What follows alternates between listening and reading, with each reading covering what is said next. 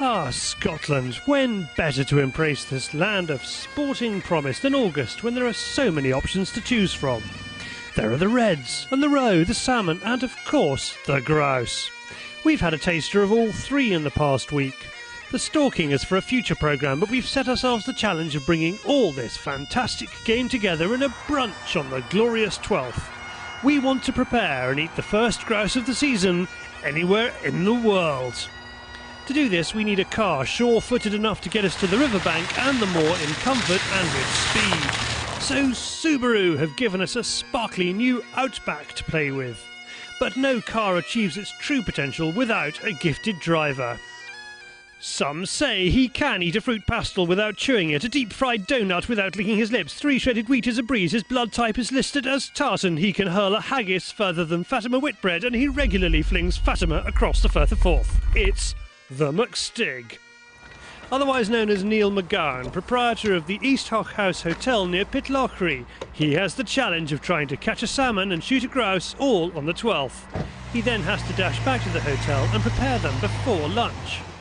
Normally Neil wouldn't have bothered getting his waders on, let alone his tackle out, because we've had 24 hours of non-stop rain and the river is high, very high.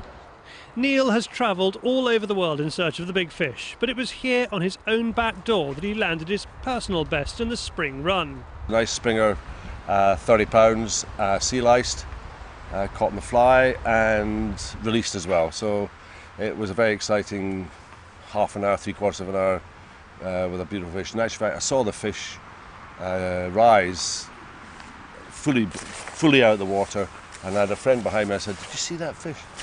I said, no. I said, it's got to be at least 15, 25, 30 pounds. It's a beautiful fish.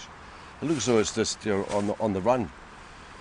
Anyway, six casts later on, I said, we're in. And it was that fish. It must have been that fish. So after about 3/4 of an hour, Colin came up, helped me land it, took some photographs, and then released. It was a great day. But your wife says you travelled all around the world fishing, and you get your biggest. Yes, I go to Norway. I fished the Namsen. I fished Alta, hoping for the really big one. And it's on my doorstep. You know, why do I have to venture to these places now to fish when these fish are now coming back into the river systems, which is great. It's a brave effort by the McStig, but we go for the full-back plan. There are plenty of salmon in his fridge back at East Haugh House, but there certainly aren't any grouse. We've got to get one of those now. These gathering guns are the guests of Alan Thornton, who's been shooting the glorious 12th here for many years. We first joined him in 2009 for one of our first ever programmes. Then it took 2 hours to bag our first bird. We'll need to have better luck this time if we want to be eating grouse before anyone else. On the moor, Gamekeeper David gives us a safety briefing. He stalks the land, but apart from a bit of pest control, this moor is wild and the birds are left to do their own thing. No one knows what to expect. And we'll try and keep a straightish line. We get lined up. Those on the outside will walk much further than those tucked in the middle, and we'll be walking for about 4 hours. It's hard work, but surrounded by this scenery and with the anticipation of some of the most challenging birds in the world, it's all worthwhile. Incredibly, we walk 5 yards and some birds get up. The signs are promising. Feeling confident, we decide that Neil needs to shoot the bird that ends up on the table. We don't have to wait long. And he's off, taking a brace for good measure.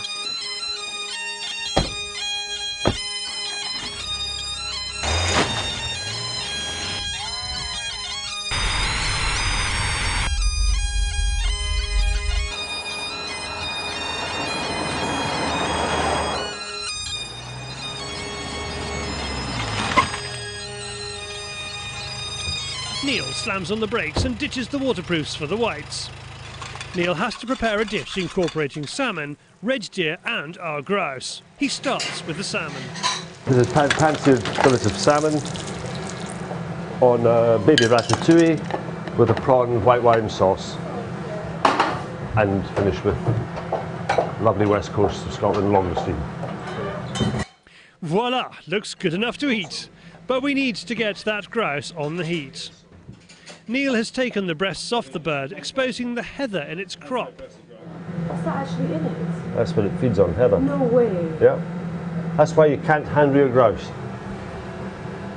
They can do it. They've tried it using putting grouse in cages, young birds, and moving the cages on the grouse moor, and then trying to rear them that way. But it's not been successful at all.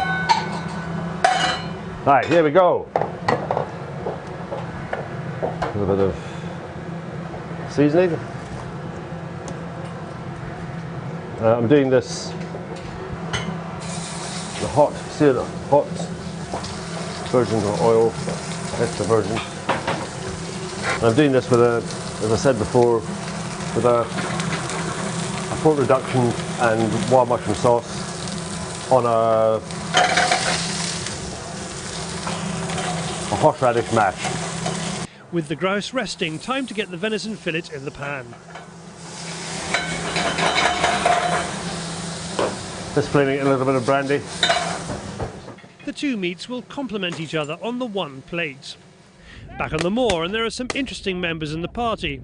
Graham McKinley is a well-known Glasgow gunsmith and has a side-by-side that comes with some fascinating history. It's a boss of London. I've had it for probably 10 years now, and probably regarded as one of the best side-by-sides in the world. And it's London built. It was built in 1918, and it's got some interesting provenance in that it once belonged to the surgeon who photographed the Loch Ness Monster for the first time. So it's quite an interesting one, but super gun to shoot with, and I'll never part with it. So it'll eventually go to my son George. But yeah, they're beautifully made, and I suppose the balance of them is spectacular. Time check, and it's 11:20. We have to rest the venison. Neil finishes the dishes. Job done. The first grouse eaten in 2011 in the world, probably. All shot and on the table by 11:30. But now the McStig is needed back up on the moor. The Argo delivers him to the line, and we're off again. We're seeing lots and lots of birds, which is great news, and a bit surprising for David at the halfway point. Absolutely delighted what I've seen so far. I mean, we counted this with 4 or 5 pointers, and to me it was just desperate. But we've come out now and we've walked half an hour, and I think we've flushed 42 birds. Good coveys at 8s, 9s, so very pleased, absolutely delighted. We've also been selective with what we've been shooting. What we do, the first covey they got up, nobody shot at, which was excellent, because I shouted not to shoot because the grouse were too young. We call them cheapers.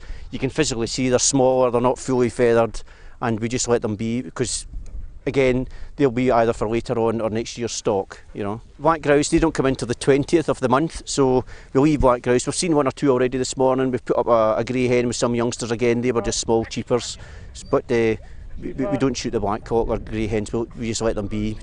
Lovely birds to see, and they're nice to see in the hill on a shoot day. With some welcome breathers, we make it all the way round the moor. Most of the guns have had a shot, if not bagged a bird. For Scott, he's got his first ever grouse. He won this day's shooting in a charity auction. So does he appreciate why people get so intoxicated by grouse shooting? Excellent, fantastic day out. Didn't really know what to expect, but it was a super day. 4 hours yomping around the hills, made it all worthwhile, I have to say. Great bunch of guys, great crack, couldn't have done better. And to get the first grouse on the first day of the first shoot was fantastic, very memorable, and a real privilege. I'd recommend it to anybody. 13 brace. 13 brace, is that right over? It's been a fabulously, gloriously glorious 12th, thanks to the birds and to the company, which is why Alan does this every year. Super day, I think it was 13 guns in the line and 13 brace. Bag for the day, mainly all young birds, which is good to see. So I think the boys did a good job as well. And they were spread out throughout the whole day as well. It wasn't just a covey and then a long wait and a covey. So good shooting all round and an excellent day. Why is it important for you to do this? This is something that's obviously very dear to you. I believe this is my 20th year coming to this very moor, and some of the team members have been coming for all those years. So it's just a bit of tradition, first day of the season, getting out and about, having some fun, and that's the start of the season. A few more grouse days to go, and then the pheasants are in, and on it goes. So we have fun. Time to head back to East Haugh House at a more sedate pace this time for some food, drink and analysis of the day. In 2011 there's even enough birds for the guns to take some home. Let's hope other moors are producing surprises too.